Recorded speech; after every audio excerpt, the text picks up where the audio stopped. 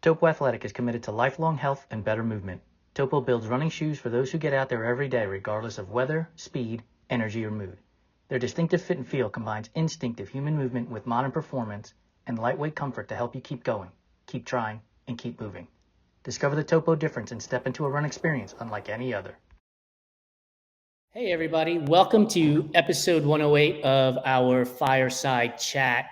We have a extremely special show for you today.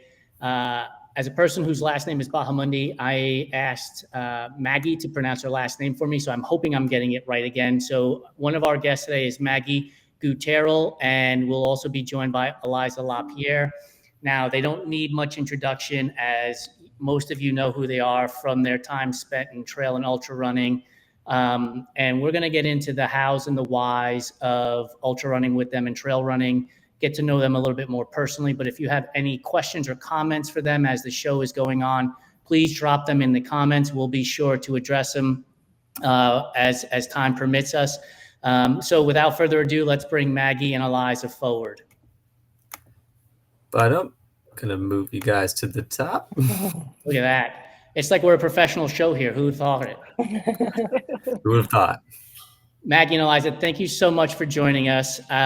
In one of the questions that we asked to break the ice is about pineapple on pizza. So Maggie, I'm going to ask you first, is pineapple on pizza a yay or a nay? Sorry, but it's a yay for sure. Oh, very enthusiastic. Oh, yes. I'm so sorry, but it's so good. We just had this conversation in the green room. I was not expecting I know what good pizza is, and I like pineapple on it. As long as there's something salty to complement it, even weirder, I like pineapple and black olive. That's my go-to. I'm at a loss for words. I should just get off. Sorry. That was such a great, not gonna lie, had me in the first half. It's a perfect heel turn in the WWE right there.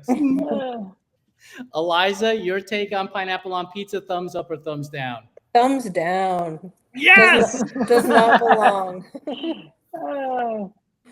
Right in the trash. So don't pass go, right in the trash. It's like a brunch item, not a pizza item for sure. Yes. You can have brunch pizza. Brunch pizza.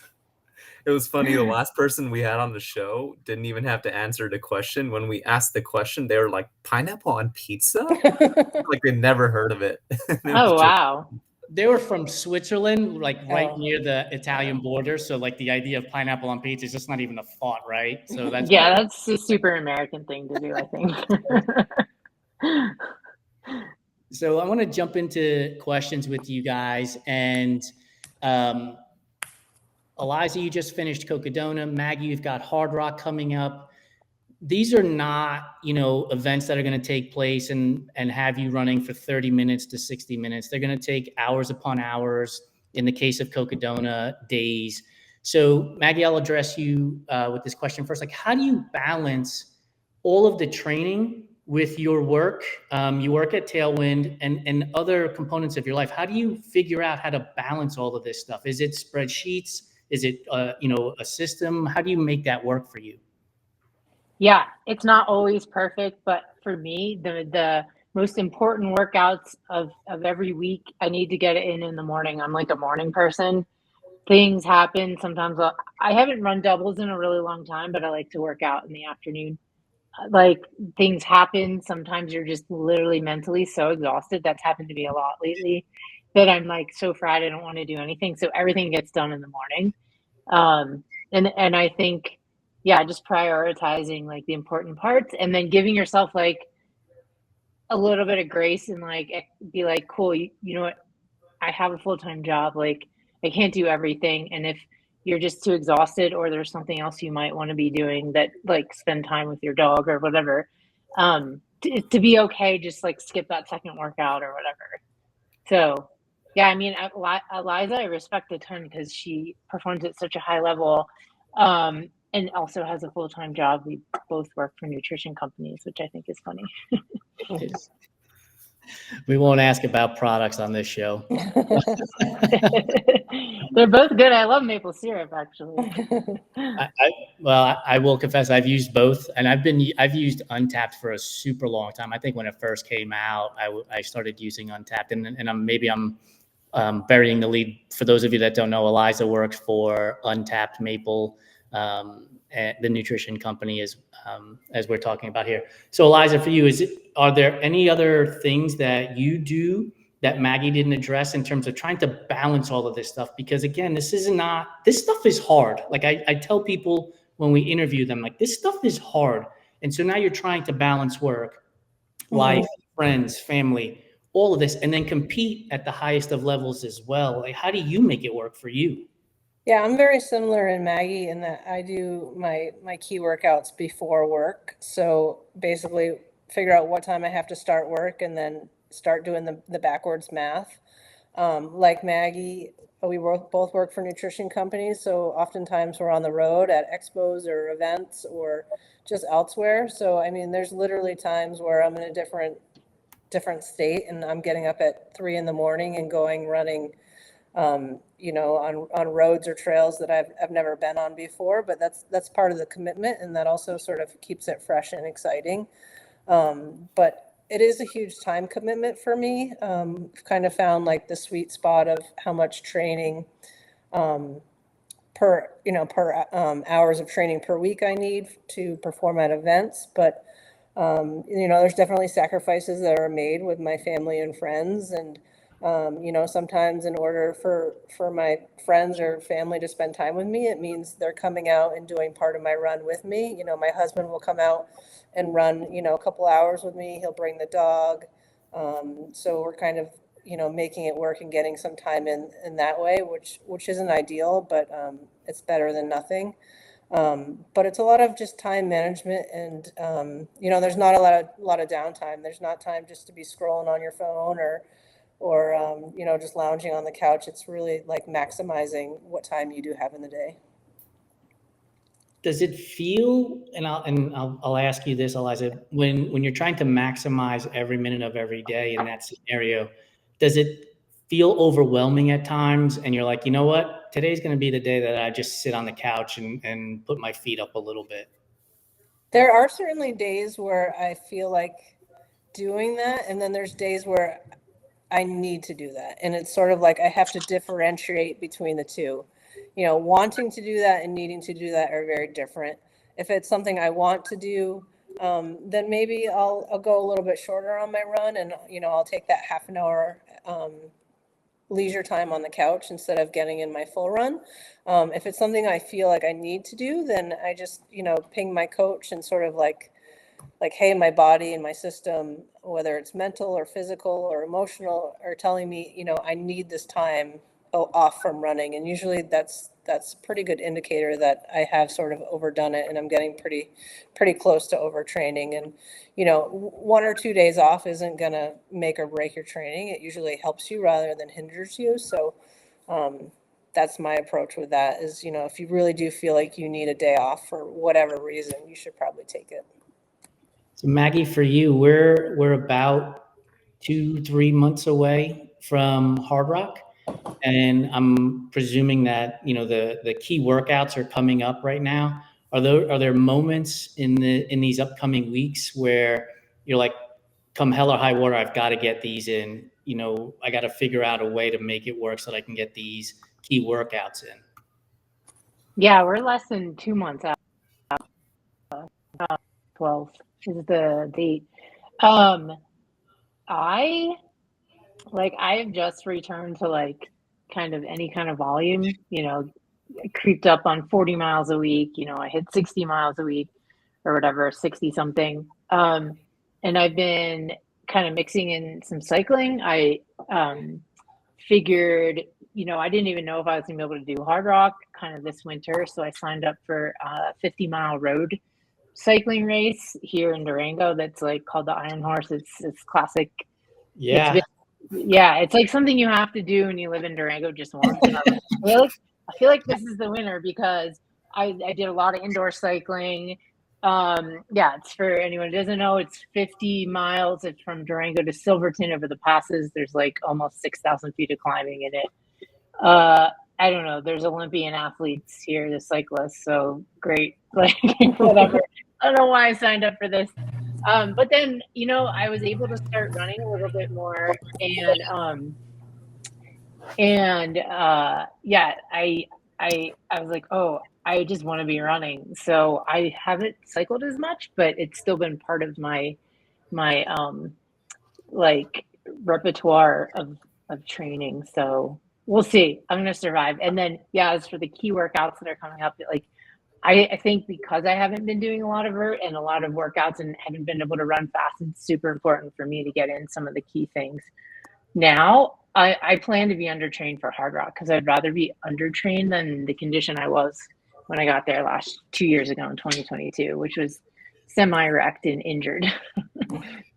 I'm glad you brought that up because that's something I know we chatted about in the green room, was about like injury and being at 43 now, and also going back to hard rock and incorporating cycling into your repertoire. So I wanted to talk a little bit about like the journey it's been the last couple years and the road back. I guess the road from that injury to finding this new evolution as an athlete where you are incorporating all these things into your repertoire now with like cycling and strength, and just wanted to dive into that a little bit. Yeah, I feel like, you know, when you asked in the beginning of the pre-show thing, what are your other interests? Like, I felt like I didn't have any other interest until like, you know, a few years ago, I just loved running so much. That's all I wanted to do was like running or slow running in the mountains.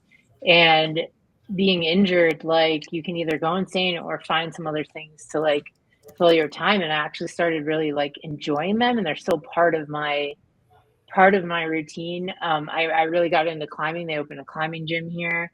And yeah, I felt like strength was important just because it's important not to be injured. I think that a lot of runners neglect that.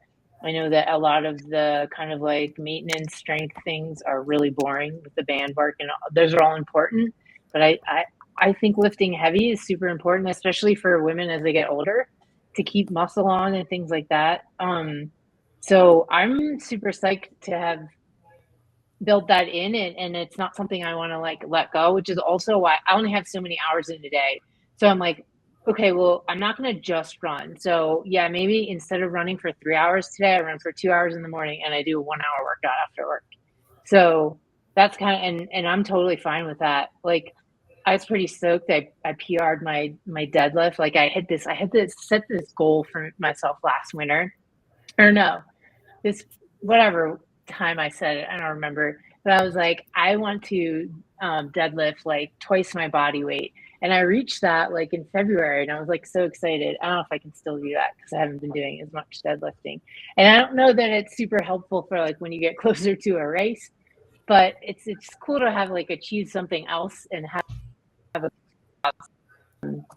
and I don't know, I kind of encourage any runner that's like all about running and just all they do is run to kind of like explore other interests and things you might love, so that when you are injured, it's not so devastating. I mean, it's terrible regardless, but I was lost. Like I was like, this is terrible. And then you kind of just don't do anything because you're like, I don't have anything else to do. I didn't really love cycling or whatever. You know, there's people who are like, oh, I'm gonna row or cycle or whatever. It was just hard to get into it, and now I love all those things. So Yeah, that's just it's super cool to hear that you PR'd your deadlift and you've kind of found like this passion and fun in like different areas outside of running, and it's like created this like balanced attack going into the next hard rock, and I'm excited to see where that goes. Hold on a second, Like for everybody else, like don't sleep on that band work. I used bands for the first time in like forever earlier this week, and I was like, okay, my left hip does not work whatsoever. I second that. It's tough. It's like you got to do all of it. Like it's not like, yeah, I think it's all really important. Yeah, band work is it surprised me. I was gonna say pleasantly, but I'm like, it unpleasantly surprised me with how tough it actually is.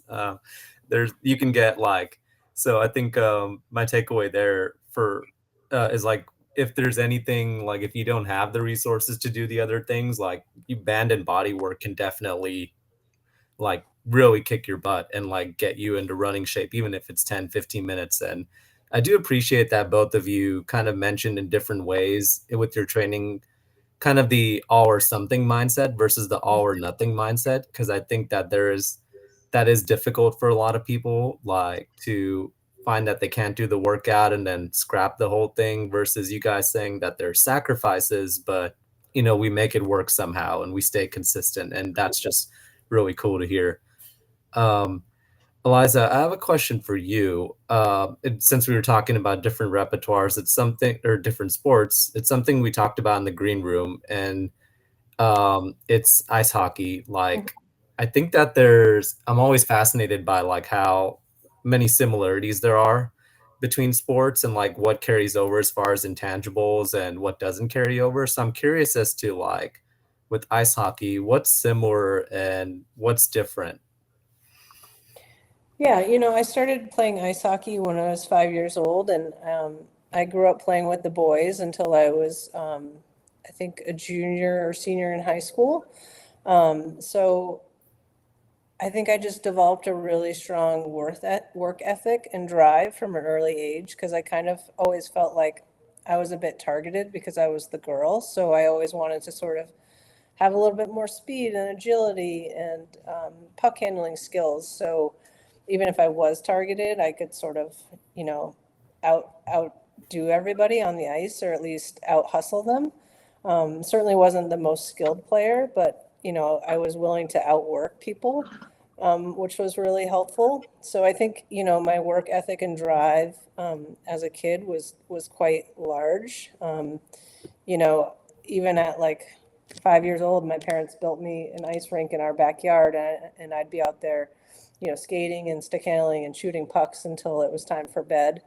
I'd be playing street hockey with the neighbors, and just always looking to like up my game to the next level, which, when I came to the sport of running also was true. I was always willing to sort of try to learn from others and try to improve my craft, and just always looking to maybe not be the most skilled, but to be the hardest worker out there.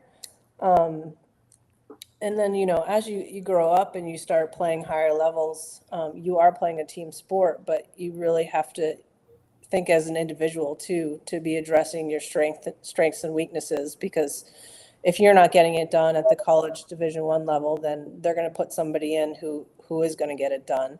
So, even as a runner, I can take a serious look at, what's going well for me and what's not, and be okay with addressing my weaknesses instead of just ignoring them, because they're very easy to overlook. And for me, some of that stuff is, the strength stuff. Especially as I get older, I too am 43 going on 44, and I can't sort of just rely on having that overall physical strength and not battling injuries, and I don't recover as quickly as I used to. So really, I think that I took that from hockey too, just addressing strengths and weaknesses and always trying to improve on both. So yeah, I think those are the two big ones for me. One of the things you mentioned there, Aliza, was being the girl and having to overcome to compete with the boys. Yep. In today's society, right, there is a movement to get more equity for women in sport. What do you think still needs to be done, or what can be done to get that needle continued moving to the point where there is equity in sport, whether that's trail ultra running or endurance sports as a whole, triathlon, mountain biking, so on and so forth? Yeah, I mean, it's a really tough question, but I think that sports still aren't equitable. I think races have come a long way with making sure prize money is split equally.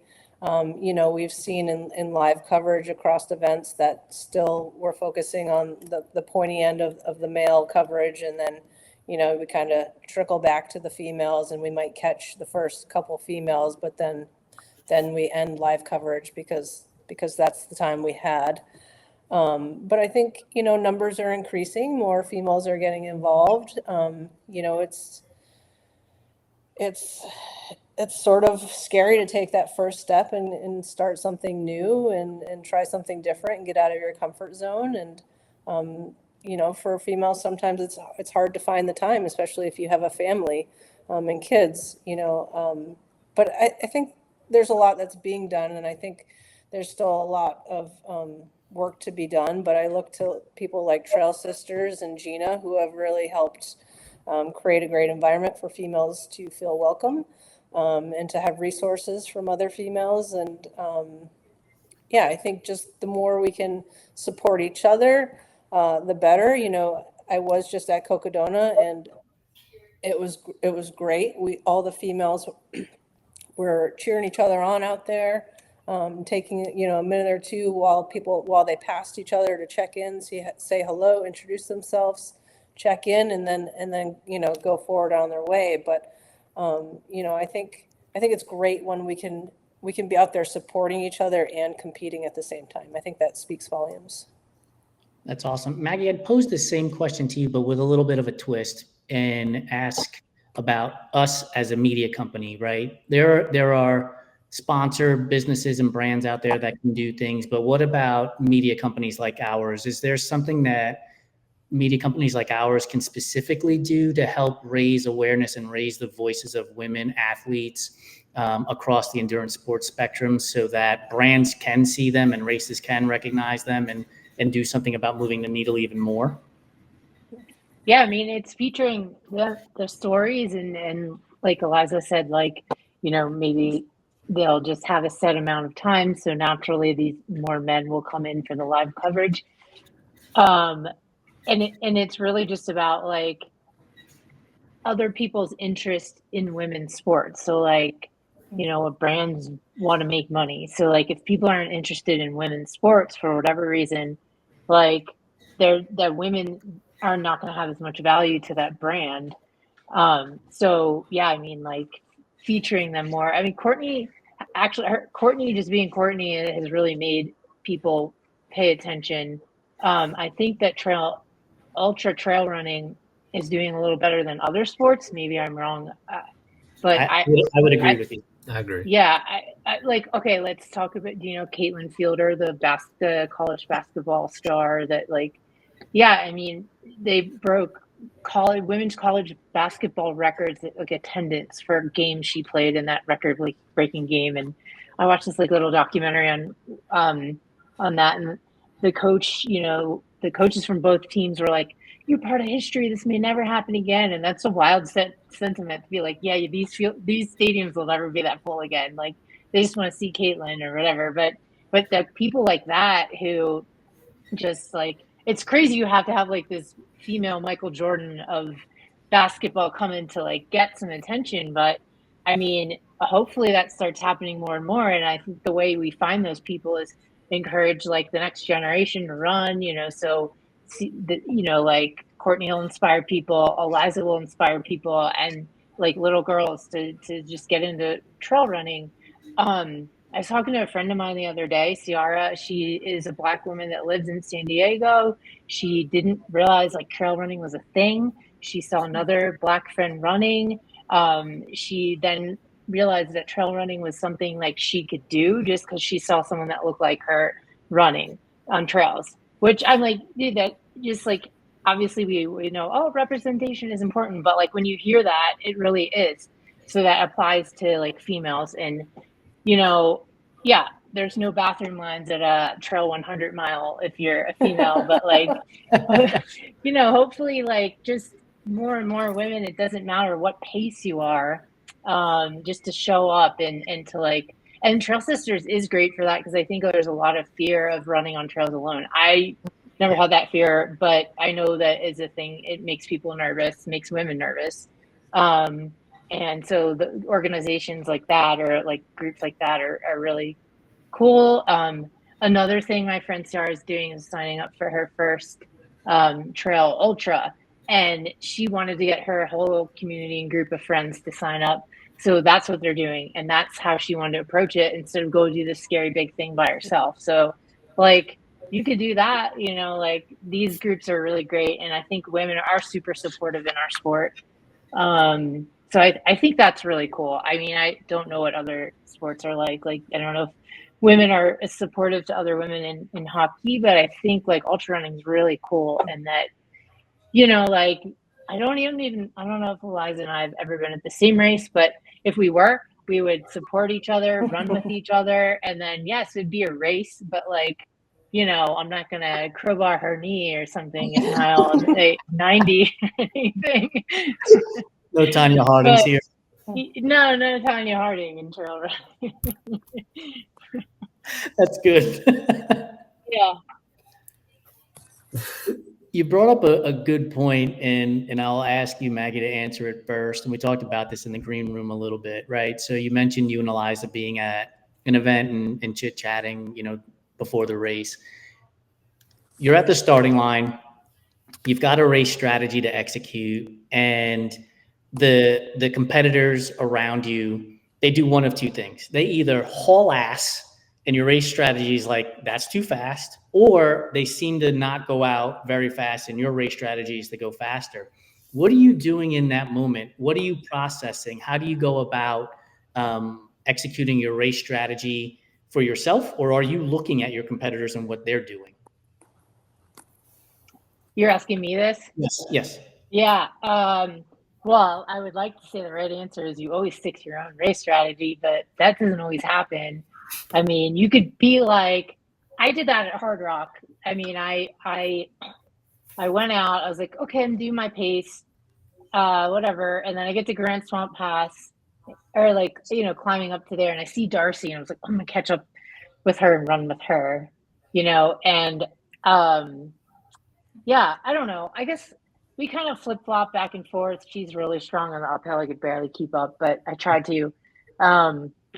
And I don't know if that was part of why I wrecked myself so bad getting to Uray, but she left me. It was fun to run with her, but I probably should have run my own race because it was my first time running it. She's run it like 9 or 10. That was like her 10th time running it.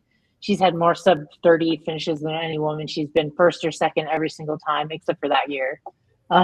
She had a really rough race, but like, yeah, I mean, I always try to stick to I also had, for me personally, my strategy is like the trying to kind of go fast in the beginning and like push it. Doesn't work. I know it works for other people. I don't know what Aliza's strategy tends to be, but I'm not fast. I relative like to most elite women.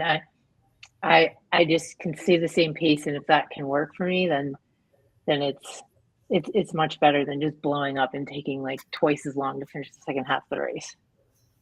Aliza, what's your approach in that scenario where competitors are not, either way faster than your race strategy or way slower than your race strategy? I think my strategy has definitely changed over time. When I was younger, it was like, okay, I'm going out and, I want to be in one of those top positions, and I'm willing to do whatever it takes to be there. And if they're going to push, I'm going to push harder. And like Maggie said, that's, that can come back to bite you for sure. And it certainly did many times. But as I've gotten older and hopefully wiser, like, I kind of know my pace for an effort for a given distance, and I know how it should feel in, the first 40, 50, 60 miles. And, there's been a lot of times where in 100-mile, 200-mile, the gun's gone off and people have just like taken off, and I just look like a turtle, like, here I come, guys, like, all right, I swear I trained. But it's a pace, like Maggie said, I can just hold for the entire duration. And I just have to trust that I'm going to start picking people off in the back half. And, more often than not, that happens. I catch people who had maybe an hour plus on me or so, but they aren't really running, a sound race, or something happens. But yeah, I would say my strategy is definitely sort of like slow and steady and making sure that I've got enough oomph to get me all the way to the finish line. I tend to follow the all gas, no brakes method of racing. Yeah. And sometimes the gas gets me to the finish line, and other times it leaves me at the 50K mark of the 100-miler on the side of the road. And there's though. there's certainly points in the race though. That. Sorry, go ahead, Maggie. Yeah, sorry, Aliza. Zach Miller does that, and he knows that it's gonna bite him in the ass 50% of the time. But people love it, and I love it. Yeah. And like, if that's what you want to do, like, there's no wrong way, right? Like, but when he has a performance, man, does he have a performance? Like, exactly. It's stellar, and it's gutsy, and he's putting himself out there for everybody to see, and I enjoy watching it. But that method has not suited me well, and certainly I have my pace, and then later on in the race, it's like, okay, now I feel like I can start pushing. If I feel good on the downhills, I'll start pushing the downhills. If I know somebody's close in front, it's like, okay, this is the time. If I want to try to make a move, this is where I do it. So there's sort of a time where I'm in my comfort zone, and then comes point in a time where it's like, okay, this is where we start taking some risks and pushing harder. It's funny you mention Zach Miller, because I go and watch that Billy Yang documentary. It's so good. Every time I blow up, I'm like, okay, I know one guy who's doing it this way, and sometimes he's successful. Yeah. It just reinvigorates that mindset to just do it again. Yeah. Yeah, it's crazy. I'm sorry, go ahead. He has just this crazy ability to like push beyond, like, I mean, when he falls apart, like he falls apart like no one usually falls apart. It was the end of I don't know if it was in the Billy Yang movie Zach, the whole feature length where he's like rolled onto a cart at the end of JFK and his black like hamstring softball thing, and I'm like, how do you run that hard? And that's crazy. Those poor parents in the background have to watch that. If that documentary on YouTube has like 1 million views, I'm probably like 800,000 of them. Just for that reason alone. It's like, it takes a certain mindset to go through that process, especially at that level, right? At the level that you guys are competing at too, because sponsorships and brands and companies are all looking for finishes and podiums and things like that. And here's a mindset where he's like, fuck it. If I finish, I finish. If I win, I win. And if I don't, I don't. And it's somewhat refreshing for me as an age grouper, middle of the packer, to see somebody competing like that. And I know not everybody can do that, and I understand all of that stuff. And that's why I asked the question that I asked both of you, and I've asked other athletes at the top of their game, like, how do you control yourself knowing that there is sponsorship money potential or brand potential around the corner for you if you're able to be successful, at getting on the podium, top 10, whatever it might be. When you see competitors either going way too fast compared to your strategy, or the other way, if you become the rabbit and everybody else is the turtle. And I find the mindset so interesting. So thank you both for answering that. I'll turn it back over to you now. Yeah, it's amazing hearing about like different race strategies, and just that I was waiting for Jason to bring up all gas, no brakes, because that is like I've seen him do it like every single time we race together, and so far I've seen some interesting blow-ups, but I've also seen some come back. And I got you to have pizza very early in the night when we were at Canyon, so that's a good thing, right? that was a pretty good thing. One of the things that I do want to talk about a bit with both of you is just a bit about like your backstories. One thing that was touched upon, and all of you guys can find these interviews on our website at runtrimag.com.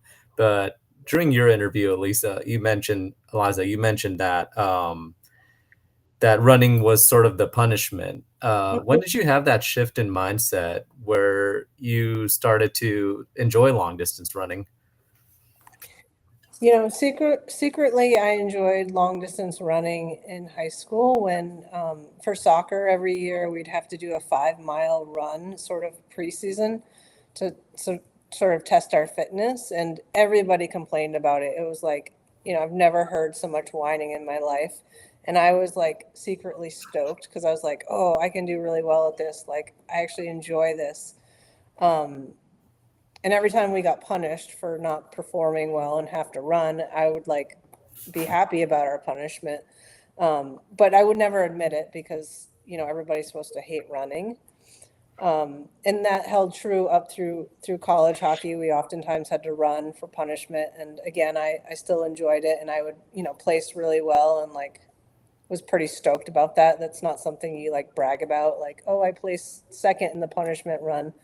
But then after college, it just sort of like, I just found my stride and sort of really found like peace within running, and calm, and just like, it was just like a sense of finding myself outside of a team environment. So it just kind of clicked naturally, which I was really happy with. That's I like that there's kind of a natural progression into that. And also just love the as you know, I was like a bench warmer in some team sports, and I know Jason, you played baseball as well. And so it's always like I always get a good laugh out of hearing the running as a punishment thing because it's really true. I'm sorry, you were going to say something, Jason? Yeah, I played football as well, and I would watch these kids running around the track around us, and I'd be like, why? Like, why are you doing that? It looks awful. And next thing you know, I'm registered for 100 milers, 250 miles. It's funny you mentioned football. All I can think about is like suicides in basketball on the court just for missing free throws and stuff as a team. But yeah, here we are doing hundreds and 200s. So Maggie, one of the things I want to ask you is I've seen like you weren't always a runner, like not growing up, like it's something that came to you sort of later in life. So, and it was kind of surrounding like making like big life decisions and big changes in life. So talk about your foray into running. Yeah, I think since I wrote the answers, these like little things in memory have popped up that made me be like, maybe I have been this runner this whole time. And like, I liked it more than I remember liking. I don't know. I mean, I did track like in grade school, and then I didn't do anything in high school and college. I went to art school, so we didn't have any like sports teams. But I found this like picture I took of like, when you go back home at some point, and your parents like, here's all your childhood stuff we saved, like it's yours now. And I'm like, I don't want any of this stuff. So I went through and I probably threw all of it out, but I took a picture of this one handwritten note I wrote that I was thanking my parents for sending me to St. Agnes, which is the grade school I went to, because it has a great track team. And I loved running track or something. I was like, oh, I didn't remember. Like, I remember loving running track, but I don't know, it didn't stick with me throughout my life. And then when Aliza was talking about running as a punishment or whatever and secretly liking it, I was in like, I was like 8th grade maybe. And I was on the volleyball team, and we weren't allowed to like practice until a certain time. Like you couldn't like preseason practice. I don't remember what the rules are, but our coaches, it was a husband and wife team, took us to the university, which is right near my house. And we ran a 5K, like in the cross country course or something. And no one was near me at the end. So the husband ran with me to like push me. And I was just me and him, like racing him. And, I remember being like, oh, that's really fun. And like I was so far ahead of everyone else, but like never occurred to me like that maybe I should try cross country, or like that was so far. Like I like the 200-meter dash or something. But yeah, like I picked up running, and then I think I like did it recreationally, like just keep my sanity. In college, my friend over the Brooklyn Bridge, we would go to Castro's, which is like this little famous little burrito place in Brooklyn.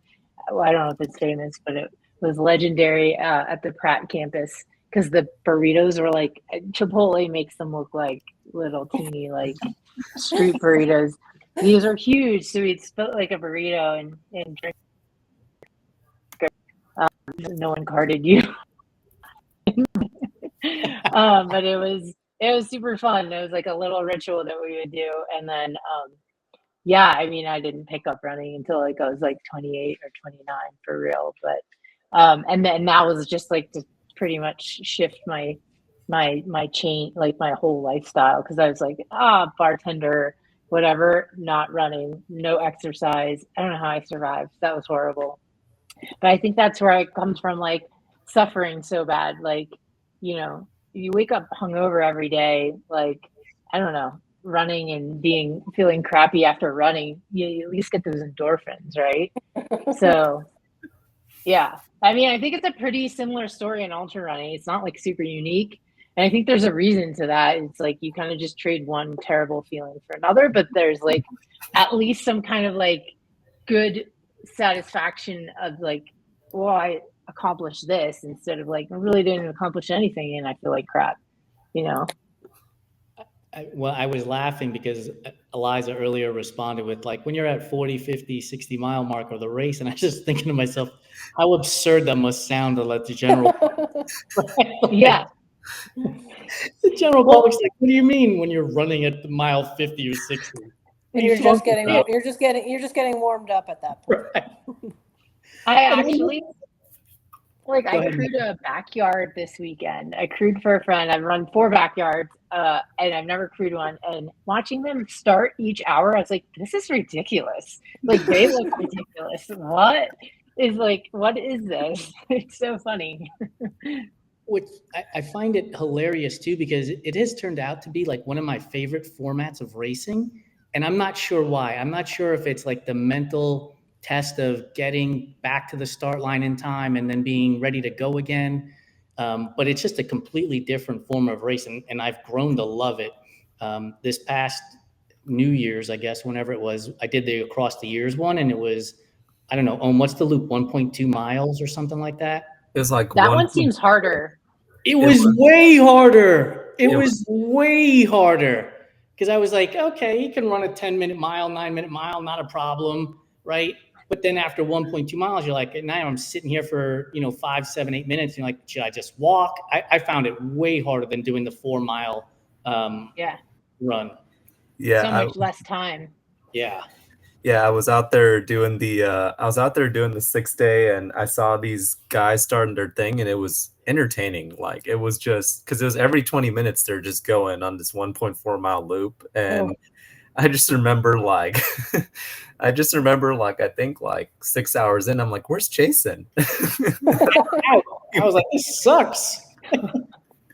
He pretended he couldn't make it a mile and 1.2 exactly. in the amount of time. Oh, it's too fast, too slow. I mean, I wanted to go take a nap and eat my Impossible Whopper instead. You got lost. Yeah. Maggie, did I miss something? Did you grow up in New York City? No, I went to college in Brooklyn. I grew up outside of Philly. Okay. Maybe that's why I like pineapple on my pizza. Yeah, like I thought you for a minute there. I was like, oh, she grew up in Brooklyn, man. What is she doing putting pineapple on her pizza? Sacrilegious. No. She's doing. I'm in the 6th borough. Pineapple on her pizza. Maggie and Aliza, thank you so much for joining us. Before we let you go, we have a series of what we call rapid fire questions, but feel free to take your time to think about them. And they all revolve around food. So the first question I'm going to ask of Aliza, since we already know pineapple and black olives is Maggie's favorite pizza topping, what is your favorite pizza topping? Oh, I would say like really good mushrooms. Good answer. Maggie, this one's for you. First of all, are you a fan of Oreos? Yeah, I like Oreos, yeah. Are you the old school kind, the double stuff kind, this atrocity that they call the cakesters, or these crackers that they call thins? I like there's regular Oreos are fine. I have a friend that sends me the random Oreo flavors because I can't always find them here. They're never really that good. But I just found Sour Patch Kid Oreos, and I sent her those. I'm not going to try them, so I'm waiting for the verdict on those. Can't possibly be good. I'm sorry. It's just no. Can't possibly be good. Those are Eliza, like these Harry Potter jelly beans that they're just not good. Boogers and gin sock, like that's just call it that. Eliza, where do you land on the Oreo spectrum? I am gluten-free, and they only have one version of that. So. Yeah, the double stuff. Yep. Yep, those are in our house too. I love those myself. All right, Eliza, licorice. Are you a fan of licorice? Absolutely not. Well, that's easy. Maggie, how about you? No. No, Hard thumbs down. no licorice fans here. Disgusting. Even the red ones? Like I get black Yeah. licorice. Like that whole anisette or anise flavor is out for sure. But even the red ones? No, color doesn't matter. The black licorice is really disgusting. I mean, if I had to, I could eat one of like a Twizzlers thing, but I wouldn't. I literally think I would gag too much to eat the black licorice now. Okay. Maggie, is candy corn a real candy or is it just earwax covered in sugar? Second, that is gross. And I'm friends with Courtney. She loves candy corn. We've argued about this. It is disgusting. She loves it. Courtney, if you ever watch this, I'm sorry, but you're wrong. Eliza, Yeah. where do you land on the spectrum? I'm with Maggie on this one. How about Peeps? Eliza, are you a fan of Peeps or are they just marshmallows covered in glittery No, dust? they're just like decorative play items, actually. I do enjoy like moving them around like figurines. Maggie, how about you? Yeah, they're pretty gross. No, you know, Go ahead. I was just gonna say, like, everything I hear about candy corn and Peeps, I'm always like, how are they still in business? And then I hear things like peep jousting and like figurines and like candy corn at my grandma's, and I'm like, oh, I'm starting to sort of get it. Maggie, is red velvet cake a real flavor or is it just chocolate cake dressed up to go to the prom? Yeah, it's just red dye and chocolate. I think that's like legit what it is. That's exactly what it is before. But Eliza, your take is?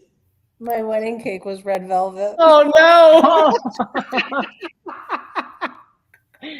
Did you pay extra for the red velvet part? With a cream cheese frosting saves the day. Edit this part out of the podcast. Oh man. Speaking of cream cheese frosting, because it's awesome on carrot cake. Eliza, are you a fan of carrot cake? Oh, I love carrot cake. Do you put nuts, raisins, or pineapple in your carrot cake? I would be a raisin girl. Little bit of nuts, but not heavy on the nuts. Heavy on the frosting. Yeah. Yeah. Maggie, what about you and carrot cake? Thumbs up, thumbs down? Yeah, I love carrot cake. It's healthy. It has carrots. I would put raisins and walnuts or nuts in them. But the pineapple's on my pizza, not in my carrot cake. French fries, Maggie. Are you a waffle fry, steak fry, shoestring fry? What's the preferred method or tater tots for that matter? Oh, if they're done right, I don't care what shape they're in. Like if they're crispy and like, it's really disappointing when you get like the rice fried fries, shoestring fries. Those are gross. Yeah, if they're done well, I don't care. Eliza, what's the preferred method of French fry for you? I really just see the French fry as like a tool for scooping condiments. So like Maggie said, as long as they're cooked properly, I don't really care as long as I can shovel as much like ketchup and barbecue sauce and all that goodness into my mouth. Do you dip them in mayonnaise? Have you done that? That is my husband does that, and he'll mix like ketchup and mayonnaise and make like a fancy sauce. But fancy sauce, yes. That's what I was gonna say. It's very French to put mayonnaise on it, isn't it? French fries and mayonnaise are my jam. Okay. Favorite flavor of ice cream, Eliza, is? Oh. While you're answering, I'll tell you a story. Yesterday, I went to the grocery store, and this guy was walking out 1 pint of coffee chip gelato and 1 pint of mint chip gelato. And I just told him straight to his face, I'm like, you're my hero right now. Like, couldn't be beat. Well, being from Vermont, I should definitely pick something Ben & Jerry's probably, but it's hard to hone in just on one variety. But I will say the more like chunks and like goopiness in there, the better for me. Like give me the caramel sauce, give me the hot fudge, give me the whole kit and caboodle. Like, let's go. I love it, Maggie. And a pint is one serving. Yes, yeah. Hold me to that. I have found my people. Yes. Yeah, honestly, the Ben and Jerry's is like the best flavors, to be honest. Yeah, actually, the Tillamook stuff's good too. We've been doing this vegan thing for since January, but Ben and Jerry's makes the best like non-dairy. With Oreo, has cookies and cream and peanut butter fudge in it. It's like this combo, like the two best things. Like, I think that is like one of my favorite ice creams right now. We live the plant-based life out here too, and that Ben and Jerry's flavor is so good. It doesn't taste like other plant-based ice creams. I don't know what they do to it. Maybe it's actually real ice cream. You know? It's always my suspicion when it's too creamy. Right?